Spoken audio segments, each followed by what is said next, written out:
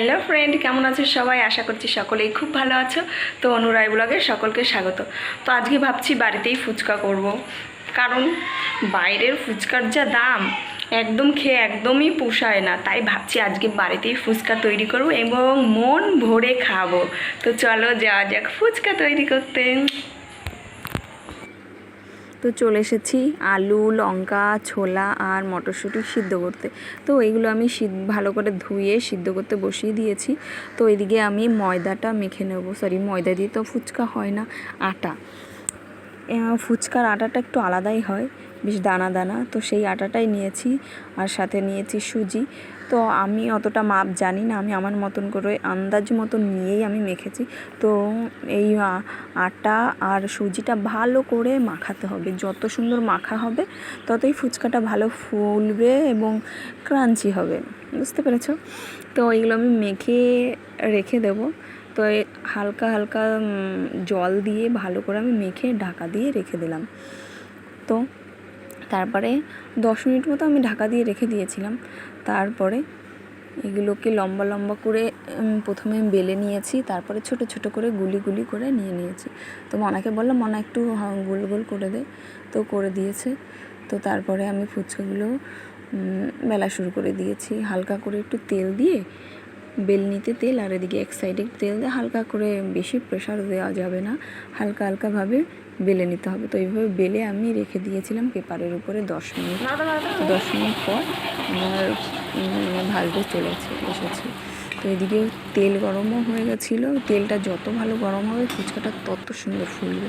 তো দেখতেই পাচ্ছ কত সুন্দর ফুলেছে আর বেশ ক্রাঞ্চি হয়েছে। একটা তোমাদের ফাটিয়ে দেখা যায় কত সুন্দর হয়েছে, দারুণ হয়েছে।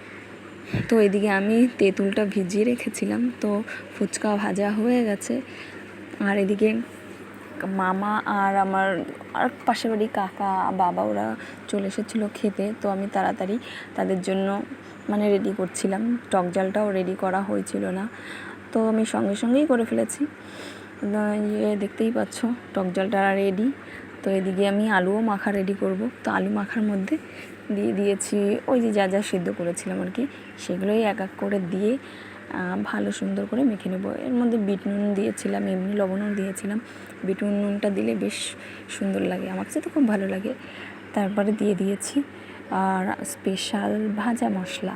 ফুচকার একটা স্পেশাল ভাজা মশলা দিতেই হয়, ওটা না দিলে বেশ ফুচকার টেস্টটাই আসে না। তো সেটাই দিয়ে দিয়েছি এই যে। তো এটা দেওয়ার পর তো এত সুন্দর গন্ধ বেরোচ্ছিলো, আর কাঁচা লঙ্কার একটা স্পেশাল গন্ধই থাকে আলাদা, তো দারুণ। তো এইদিকে আমার মনাকে বললাম, মনা একটু ভিডিও করে দে, দাদুদের খাচ্ছে। আমি তো ফুচকা দিচ্ছিলাম, কি করে ভিডিও করব। তো ও এমন ভিডিও করেছে, আমার মুন্ডু উড়িয়ে দিয়েছে। আমার ভিডিওতে মুন্ডুই দেখা যাচ্ছে না। আর ওইদিকে আমার একটা কাকাকেও দেখা যাচ্ছে না। ঠিক আছে, যা করেছে ঠিক আছে। তো কাকাদেরও খাওয়া হয়ে গেল। আর এদিকে কাকি আর মনাকে তারপরে দিয়ে দিয়েছি। কাকি বেশি খায়নি, তারপরে কাকিকে একটু দই ফুচকা দিয়ে সবাইকে দেওয়া হয়ে গেছে মোটামুটি। মাকেও দিয়েছি, মাও খেয়েছে, আজকে সবাই খেয়েছে। পাশাপাশি জেঠুদের বড়মাকে দিয়ে এসেছি, কলিকেও দিয়ে এসেছি। তো সবাইকে দেওয়া হয়ে গেছে। সবাইকে দিয়ে এখন আমি খাবো। তো আমাকে দেওয়ার কেউ নেই, তাই আমি নিজে বানাচ্ছি, নিজেই খাচ্ছি। তবে কি যেন, নিজে বানাই আর নিজে খাওয়াটা টেস্টটা অত ভালো লাগে না। কেউ যদি বানিয়ে দেয় তাহলে বেশিই ভালো লাগে। আর বাড়িতে যতই বানাই না কেন, সুন্দর করে বানাই না কেন, মন ভরে খাই না কেন, যাই হোক না কেন, তবে হ্যাঁ একটা জিনিস কি জানো, বাড়িতে না, বাইরে দোকানে খাওয়াটা বেশ মজাই আলাদা। দোকানে দাঁড়াবো, বাটি হাতে কাকু বা কাকিমা দেবে, আর আমি দাঁড়িয়ে দাঁড়িয়ে খাবো, ওটার মজাই যেন আলাদা। সে একটা খাই, দুটো খাই, চারটে খাই, যাই না খাই না কেন, ওটা মজাই আলাদা। আর বাড়িতে যতই মন ভরে খাই না কেন, তৃপ্তিটা সত্যি দোকানেই মেটে, কি বলো তাই না? তো যাই হোক, তো কেমন লাগলো আমার ভিডিওটা অবশ্যই তোমরা আমাকে বলো। তো আমার পাশে থাকো এভাবেই, আমি এটাই আশা করি। আর তোমরা পাশে থাকলে আমি এগিয়ে যেতে পারবো, তোমরা পাশে না থাকলে আমি কোনোদিনই এগোতে পারবো না। যাই হোক, আমার প্রায় 2K সাবস্ক্রাইবার হয়ে যাবে আর শীঘ্রই। তোমরা আমার পাশে থাকলে আজও হতে পারে, কিন্তু যাই হোক, যেমন হচ্ছে হোক, তোমরা আমার পাশে আস্তে আস্তেই থেকো। কিন্তু থেকো, জানো তোমরা না থাকলে আমরা কি করে এগোবো বলো।